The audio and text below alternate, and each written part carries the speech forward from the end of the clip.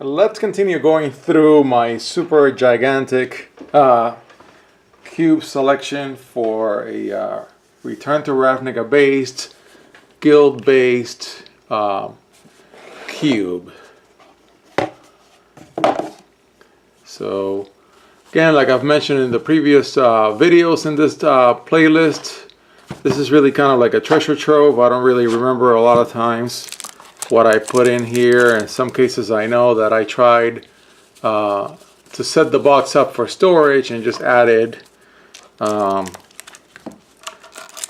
cards that really are not part of the cube, such as these lands that come in the 2-pack thingies that I opened for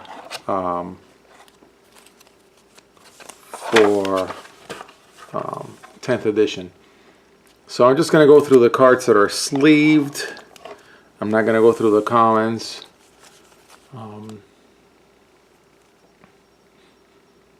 It's a pretty good card. 2-drop, first strike, 2/2. Yeah, and it could just continue to generate tokens as it hits. Very, very good card.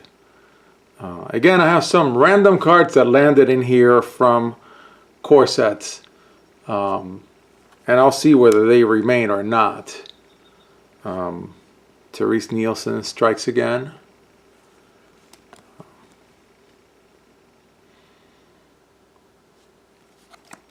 This is the Guildmage for Selesnya. Didn't really play it that much. I also didn't play this card. We will see what Brawl and Commander looks like. I say things in these videos, and then when I watch them, I'm like, really? I said that? I don't think that's correct.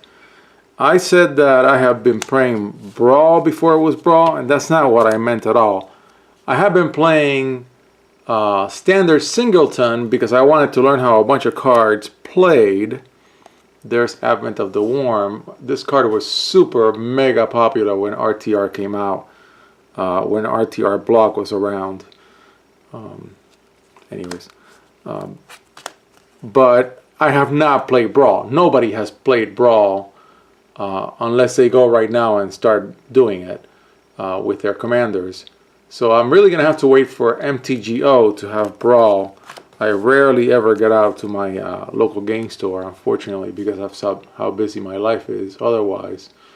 But that's the only way that I will know what Brawl really plays like. So my claim, I think, is a misfounded claim.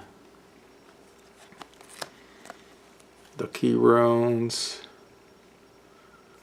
And there is a reason why I have some out of guild cards in some of these boxes, and it's because I cracked additional packs after I created the selections, after I laid down the selections, and then I put the result of those cracks in whatever box I could. I mean, I wasn't really paying attention to this Supercube at the time. I was just storing the cards.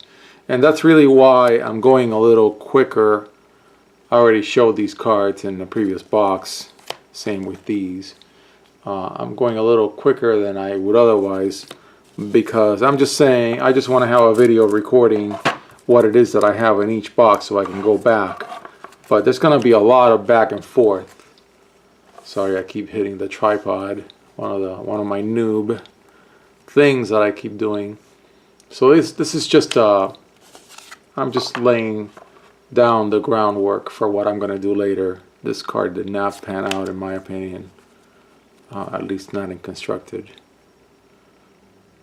Here we go. One of these nice foils. Too heavy for Standard, maybe.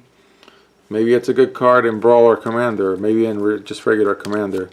Brawl's going to have a similar mana curve to regular Standard.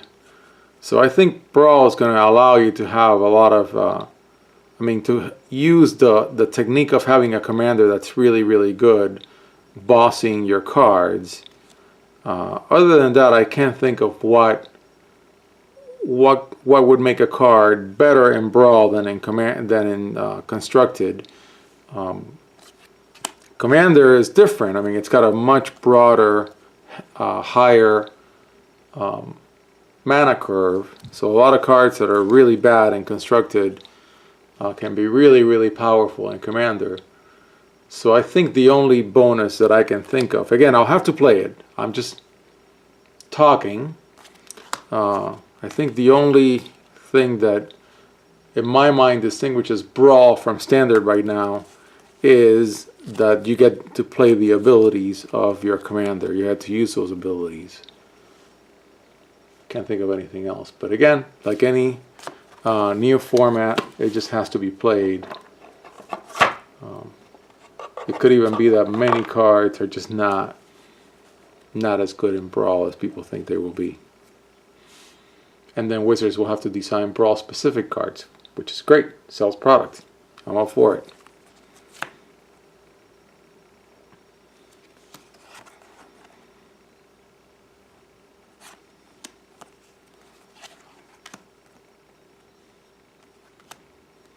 I was really excited about this card. Oh, you enchanted, gives it hexproof. Oh, that's so awesome. I don't know. That's not what happened when I played it.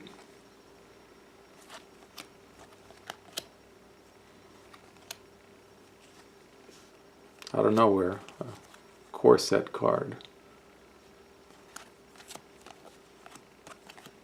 Okay, more of the same cards. Played a lot of Selesnya. A lot. Okay, so out of nowhere, this is what I think I put these cards in here just because I had to put them somewhere. I'll still show them. It's a really nice selection.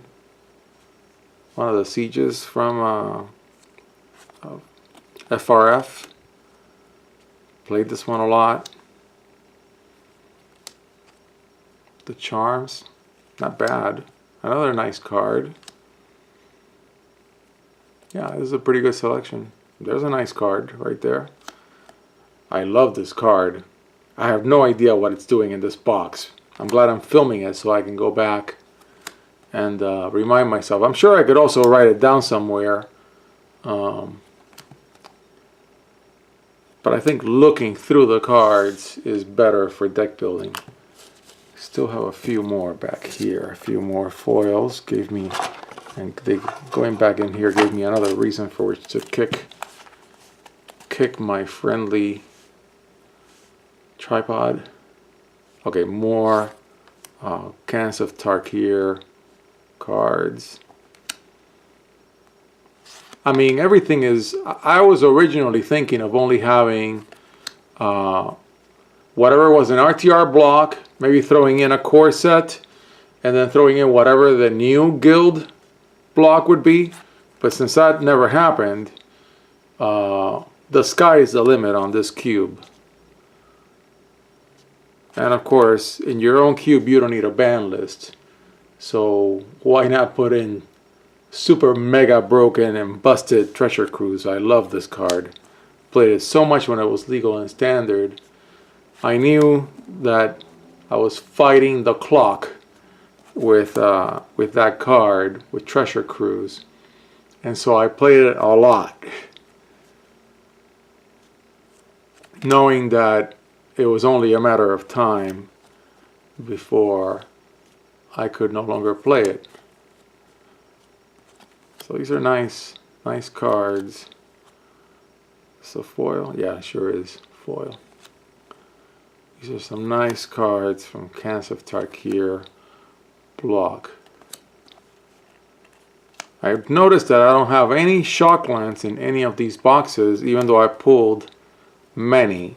I didn't really pull a full playset, but I know that in one of these boxes somewhere there are Shocklands.